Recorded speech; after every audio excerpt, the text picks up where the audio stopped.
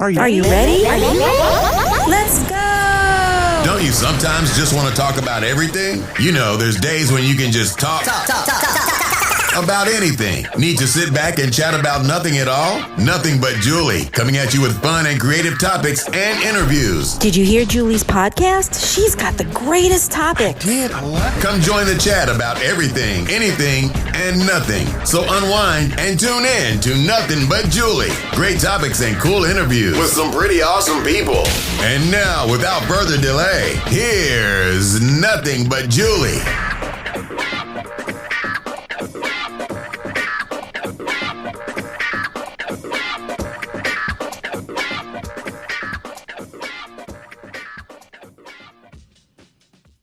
Well, hello everyone. This is Julie Schrager. I am the podcast host of the Nothing But Julie podcast. Thank you so much for joining me today. I hope you all had a wonderful week. Weekend since I was last on, and I have a bone to pick. Do I have a bone to pick? Well, not really. I mean, it's not really that bad. But it actually is what brought me to what the topic of today is, which is actions speak louder than words. So let me ask you something, and I know that many of you can relate to this. Have you ever, and maybe it was also something that was not completely, put together for you to realize, have you ever had, let's say a friend who just did not treat you the way in which you believed you could be treated? We'll start with that. And did it ever occur to you that the way that they're behaving is very different than how they treat you, or how they feel that they're going to treat you? So, like, for example, I had this friend who I held on to for too long, and because she was very convincing. Turned out that she was also extremely manipulative and conniving. But, we were so in the friendship. There was so much what I thought commonality, when actually there really were a lot of differences. And because of that, it really had a lot to do with the impending friendship. It really it was a thorn in my side in the end, because her actions spoke louder than her words. She would always say, "Oh, I love you. You're such a good friend, and I'm sorry sometimes I'm not such a great friend, but I really try, and I really care about you, and blah blah blah blah blah, and I have a big heart, and I'm this and I'm that." But yet the way in which I would be treated was completely opposite of like what she would say to me. And so that's what this podcast is about. It's about actions that speak louder than words.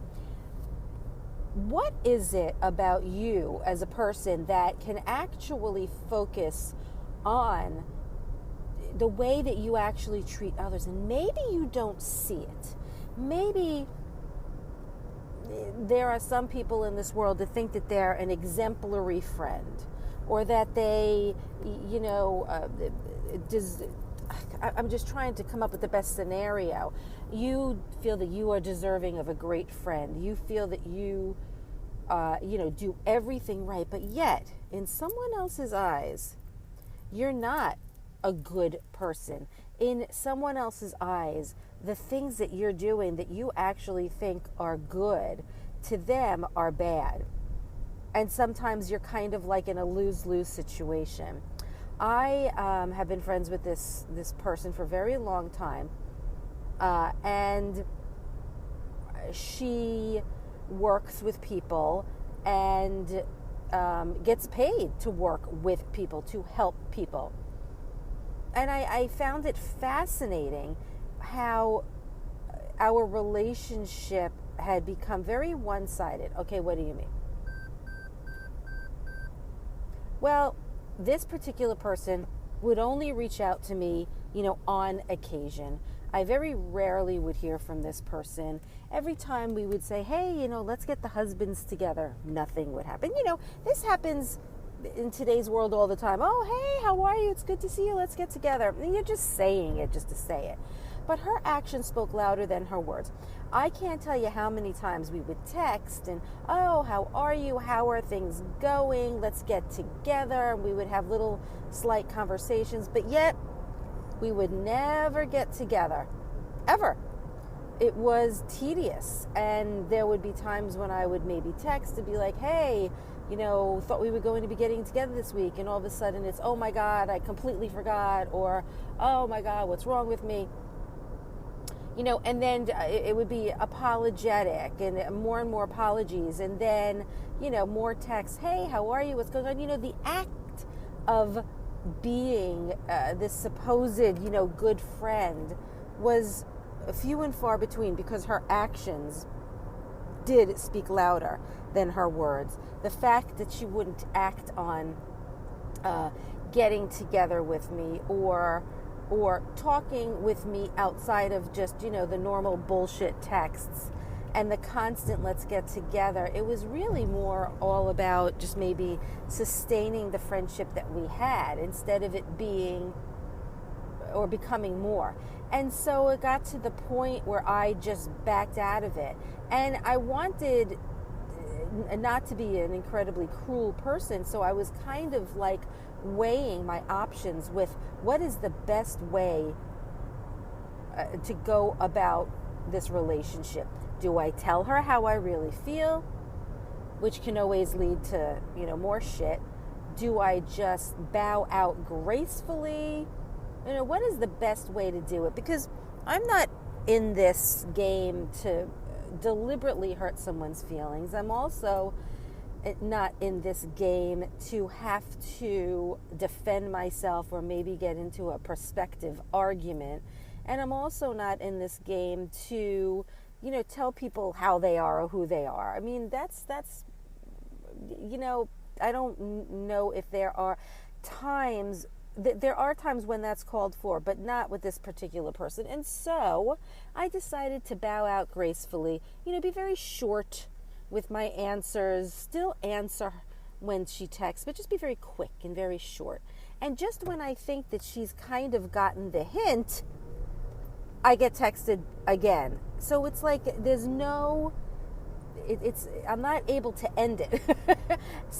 So it still is lingering, but I am kind of overseeing it to where it doesn't get to be any more than it is. So that's my point of this whole conversation, which is to say that actions speak louder than words. People don't realize that they can talk as much as they want and say the things that they want to say to you, but the way that they act towards you in public, outside of being public, and if it's just the two of you getting together for wine or not being able to get together at all, those are red flags. So let's talk about some of these red flags, okay?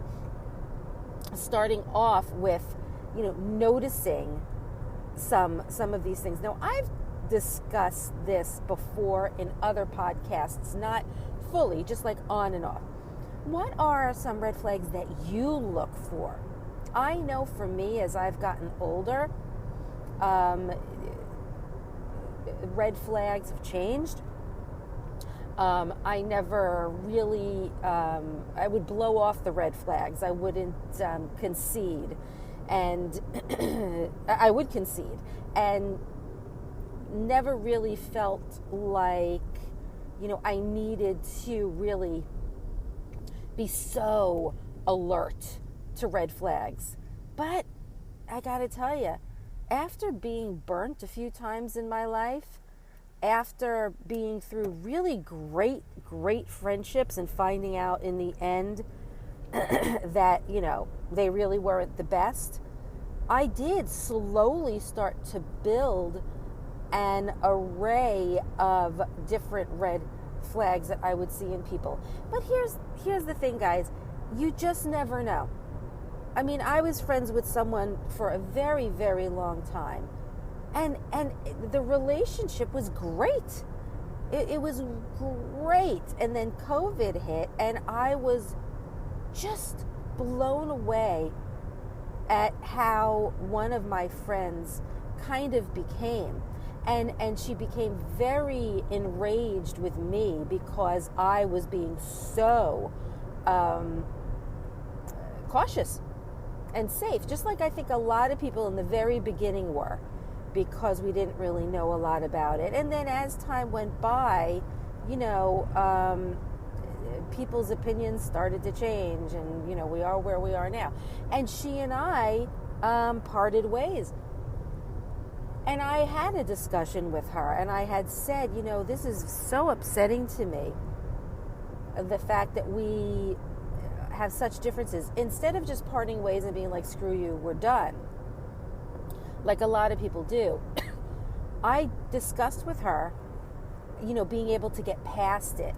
And we both came to the conclusion that we both realized that there's really a lot more differences than, not differences, I guess. And so because of that, we decided to part ways. Now, we parted ways, in a very, calm and decisive and mature manner, and agreed that we'll just go our separate ways because of our differences, but that we can still have conversations. We live in the same neighborhood. We can still see each other, bump into each other, and still be kind. Not to hold any grudges. Just know that we kind of, we just kind of changed. Now, red flags are good if you can, see them in the very beginning, but sometimes you just don't. Sometimes you're the best of friends with someone, and in my particular case, something arose or had arisen, and you parted ways. You can't walk on eggshells and be overly cautious with your life. So it's with that the red flags that I have are good when I'm first meeting people. So what are my red flags? A few of them are immediately, if there's a huge difference in opinion between, this person and me. I mean, it's immediate. It's just, it just doesn't go on from there. That's the end of that. And yeah, it's important when you're friends with people that you have a lot of the same thoughts and experiences, and you're not going to hit it off the bat if you you have a lot of differences. If anything, it'll just be a very head-banging type of a relationship, which is not something you want. All right, another red flag for me is someone that is just not a kind person. I mean, I can't tell you how many times I've met people and gone out with them and thought that maybe it was going to be the blossoming of a new and wonderful relationship. And this person would be like, oh my God, look at what this person's wearing, or how rude, or this and that. It's okay to kind of be in a funk or say something maybe about a waitress or a waiter who really is being an asshole and, whatever, let's just go there. Or you are, at a restaurant and you're, waiting for half an hour for your food and the other person's starting to get a little angry. Yeah, that's fine. I'm talking about just right off the bat, just not being a nice person and being a cruel person about other people. So unkind people is not something that I really look for. Red flag number 2. So red flag number 3 for me is people that always have to sell themselves. When you're constantly selling yourself, like talking about the kind of person you are and going on and on and on and on about the kind of person you are, and it sounds to me like you're selling yourself to me, and that is kind of like, what is she trying to hide?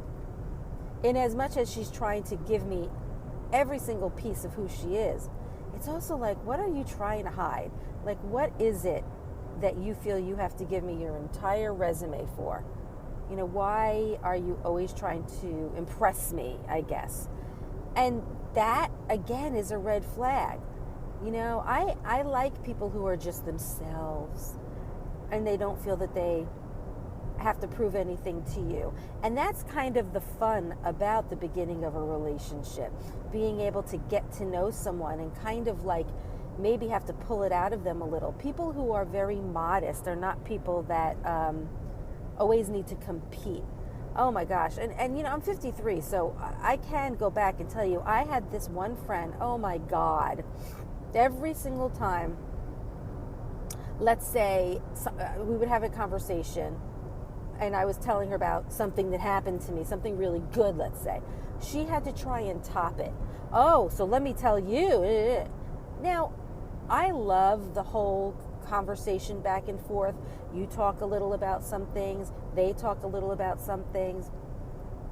But it got to the point where like every single time I had done something and I was like, let's say really happy or proud about something that my son had maybe done at a young age, she then had to add in something that her son did or something that she did on top of this and that and it was a constant competition instead of just telling me about other factors of her life or things that might have happened instead of having to compete with the same story.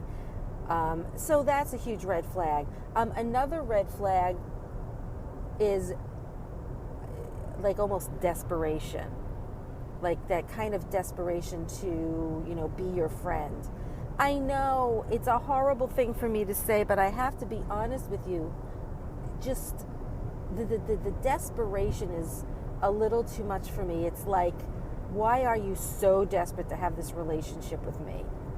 It's not like there's anything so amazingly great about me that you need to like be my friend or, you know, but it's almost as though they have no friends or no one else to be with. And why don't you? Like, what's going on with that? I'm not saying you have to have a lot of friends because I don't have a lot of friends anymore. I definitely have friends, but I don't have a swarm of friends like I used to because I just don't need that in my life. Too much drama and bullshit. I have a nice select group of friends that I have dwindled down and chosen to be friends with. Drama free, we're all happy in our skin, you know. But the desperation it's a little too much for me sometimes. And I'm sorry if that sounds like an awful thing to say, but it's true. When you become friends with someone or you start a relationship with someone, even if it's a romantic relationship, you know, those red flags can be right there, but sometimes you could be so desperate for a relationship that you just kind of blow them off. And I'm telling you, it just gets worse. You know, it just gets much, much, much, much worse. And it doesn't help things when you're so desperate to have this relationship that you're ignoring all of those red flags. So what are some things that you think you might have done, or what are some things about you that you know that you're well aware of that you know that you need to tweak or fix in order to prevent these types of things from happening? I am still an ever-evolving person, and I am sure that some people that I might meet or might become friends with again in the future might not have my back. You know, this one person that I was friends with would allow her other friends to literally walk all over me. I had been friends with this woman for so many years, and she never once stepped up to the plate to defend me, but she would defend her other friends, and she would defend her other friends against me. Like if I were to say, you know, so-and-so, she's been an awful person to me the last few times we would get together, and she wouldn't say anything, she wouldn't do anything, but she would jump on my back, you know, and defend other people. So, you know, there are definitely signs that you have to look out for, but it's also a question of being secure within yourself. If you still have lots of insecurities, then those relationships that you think are swell are going to end up not being the greatest of all because, you know, you have your insecurities and you're trying to possibly, eliminate some of those things that, really you're trying to hide. And until you take care of yourself and become more secure within yourself, that's when you would start to notice the red flags. Because sometimes when you're insecure and you're not taking proper care of yourself, that's when you let people step all over you. And you're very well aware of it. You see it. You know it's happening. But you don't do much about it. So I really think that it's really important that you pay attention to the actions. Okay, we really can get ourselves, really, really, really, really, really, really, really caught up in the drama of the whole thing. We can really get ourselves caught up in, just wanting. We just want. We want so much that we forego how we really feel. Like, if any of you watch the Real Housewives series, the amount of talking behind people's backs, it's ridiculous. But there are these women who just have such a desire to be needed and wanted and to be a part of something that they just don't care about how they're being treated, and they just give in. And then there are those few women that are like, you know what? I don't like being treated like this. The money, the fame is not as important as my mental well-being. Like for me, I could never be on a show like that because I do not like any of that drama. And in order for you to get paid on these shows, you need to create drama and be a part of the drama. And that's just too much of a headache for me, which is why I really started to look at my life from the outside in. And it made me realize that there really are a lot more actions that you need to look at over the words. For example, let's say your boyfriend or your girlfriend constantly says things to you like making promises about the thing. Like I had this boyfriend that kept promising me that his schedule is going to get better and we'll be able to see each other more. I worked Monday through Friday, and he worked throughout the week and the weekends. And I kind of thought, all right, well, I'm working Monday through Friday. I don't get home till 5:30, so he pretty much has to wait to see me on his days off. So if he has to work Friday night, Saturday night, Sunday night, isn't that kind of the same? And then I just had to smack myself a few times and be like, no, he's working the entire weekend when most people go out and have fun. And I couldn't do that. I stopped hanging out with my friends and I wound up just being at home every single weekend. And for what? And then I just finally got to the point where I wanted to have a boyfriend so bad. I had graduated high school. A lot of my friends kind of dispersed, and I just was kind of desperate to have this connection with someone else, that I allowed a few years of my life to go by without seeing my other friends that much, without going out that much, but primarily continuing to date this guy who didn't care about seeing me as much as he cared about working and making money. And, when you're young like this and you're trying to, get your footing and try and find the things that you're going to do in your life, there's not always a lot of time to have a relationship. But he wanted a relationship. He just wanted it. He just wanted to write the rules. And so it just kind of got to the point where I was like, this is just not cool. I'm not happy with this. I'm not going to spend any more of my youth dating you when you're saying all these things to me, but you're not doing them. And it just kind of opened my eyes a little bit more to my worth. And so that's what it's all about. Actions speak louder than words. And you need to pay attention to those lack of actions and the words that are being said to you. Because if those actions are not being displayed like the words are, then maybe it's time to get out of that relationship and just focusing on you and what you really want and the things that are important to you. It is not easy getting out of a relationship, whether it's a boyfriend, a girlfriend, husband, wife, friend. It's not easy.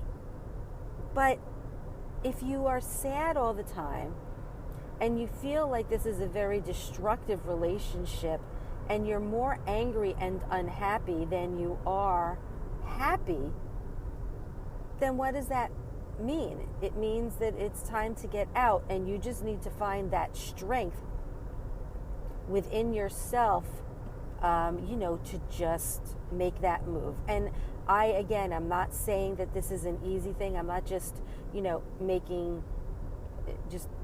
saying these words to you. I'm saying this is a product of things that I've done. And so that, I went through this, and no, it sucks. And it's not easy. But the thing of it is that time does heal all wounds. And even though I remember many of my relationships with men, with women, as friends, and the torment that I put myself through with these people, I will always remember it. But the feelings of pain and hurt are pretty much gone, unless I really take the time to really, really think about what I went through. It will bring up those painful, feelings. But I don't go to that extent because I don't want to have to remember the pain that I went through, because it's not a good feeling to have those painful memories, especially that you decided to leave. So listen, it is with that I want to tell you again, actions speak louder than words, and it goes for you and it goes for other people in a relationship with you. If you have come to the realization that being with a particular person, for whatever level you're with them on, whether it's a boyfriend, a girlfriend, a friend, and you are constantly being unhappy or feeling sad, and you don't feel that you're being treated that well, then you really need to look inside yourself and maybe get out of it, because you only have you.